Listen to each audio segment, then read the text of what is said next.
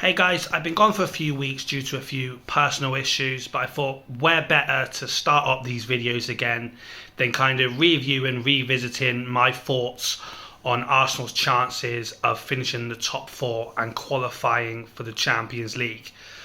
I've always been very vocal in that I didn't think we'd be good enough to finish in the top four.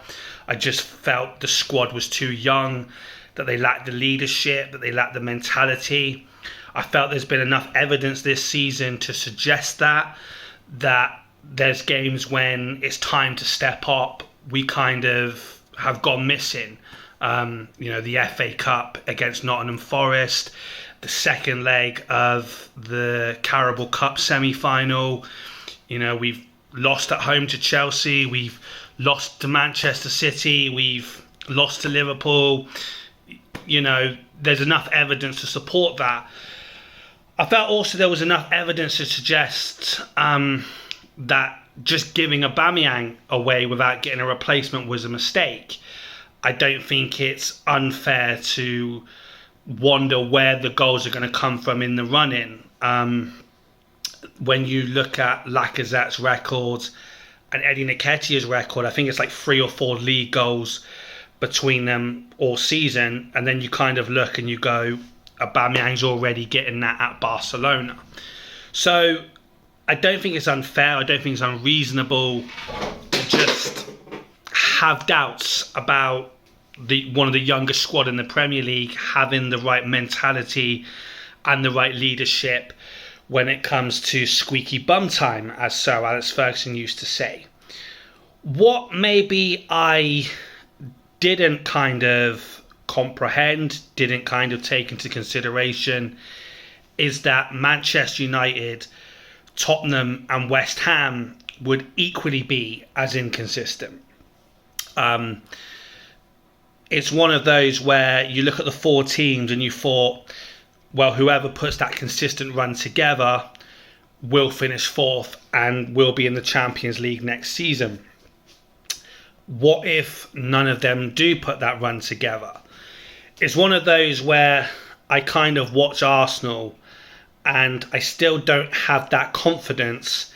Yet when I go and watch Manchester United and I go and watch Tottenham and to a lesser extent West Ham, I suddenly get that confidence that maybe we can be the best of a bad bunch. I'm going to be accused of being negative and taking away credit from the team. I've always maintained if Mikel Arteta gets this Arsenal team into 4th, I will hold my hands up and say it's an amazing job, especially when he slashed the wage bill in January, to kind of get one of your highest earners off the wage bill. And then if you were still to go and make money in terms of the revenue that being in the Champions League would bring you, I will hold my hands up every time. And I've always said I'd rather be proven wrong, because Arsenal being back in the Champions League and what that could mean means more than me being proven right or wrong. And as things stand, you have to say that it's in our hands. It's for us to throw away. We've got 3 games in hand on Manchester United in 4th. We only have to actually win one of them to go above them. So while I maintain that I don't necessarily have the confidence that Arsenal are going to handle the pressure and they're going to go to White Hart Lane and face Manchester United and handle that pressure, I don't have the confidence that Manchester United, Tottenham are going to do that either. And it's getting to the point, it really is, where Manchester United and Tottenham can't afford to drop many more points and could actually put us in a position where we could afford a few slip-ups. The way it's looking at the minute, by the time we play the North London derby, by the time we play Manchester United at the Emirates, all the pressure could be on them. It could be a must-win game for them. I'm not kind of including West Ham because they played like 3 more games than us, and I just think they haven't got the squads to kind of cope with the Europa League as well. But as much as I have doubted, could Arsenal put that run together? Did Arsenal have the mentality to cope with the pressure when it's squeaky bum time? I'm not sure Tottenham or Manchester United do either. I think Manchester United, you don't know which one's going to show up every week. I think it's got to the point where you can no longer rely on them to kind of show up in battle. They can be bullied. I think player for player, Manchester United should be finishing in the top four. I think, when I talk about where our goals are going to come from and our options are Lacazette and Eddie Nketiah, Manchester United got Cavani, they got Ronaldo, they've got Rashford, they got midfield options as well. I truly thought that Conte would have changed the mentality at Spurs, and then you just look that 1 week they're losing 2 games at home to Southampton and Wolves, then they go and beat Manchester City, then they go and lose at Burnley, then they're scoring 4 at Leeds United. That's not a team who you can equally say are going to put a run together and win 7-8 of the next 10 games. And that's what it's going to come down to. It's going to come down to those 3 teams, Arsenal, Man United and Tottenham. Who's going to put that run together? Whoever's the most consistent will finish in the top 4. But I'm in a unique situation where I watch Arsenal and I'm still not convinced. But then I watch Manchester United and I watch Tottenham and I get more and more convinced. It's probably a debate for another day. I still think there was something quite not right with those celebrations against Wolves. I think it's sad that we as a club have fallen that low. You've got to remember we were a fan base who verbally abused the greatest manager in our history for only finishing 4th.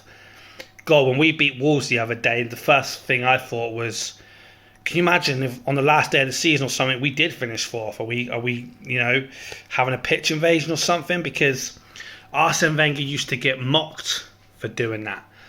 But that's a reflection on Stan Kroenke. That's a reflection on how far our club had been allowed to fall. Remember, we were told that by now we'd be competing with Bayern Munich. That's why we moved to the Emirates. But that's not a reflection on Arteta. That's not a reflection on these group of players. Like I said, I always maintain I would hold my hands up if I was wrong. And what Arteta has created is a great spirit within the squad. He's created a great spirit between the players and the fans.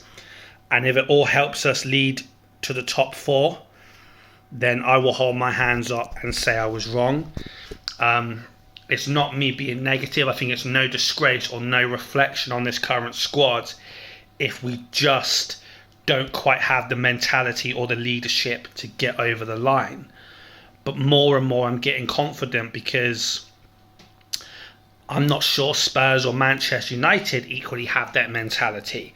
And at the minute, they're putting no pressure on us. They're putting pressure where we only have to win 1 of our 3 games in hand to go above Manchester United.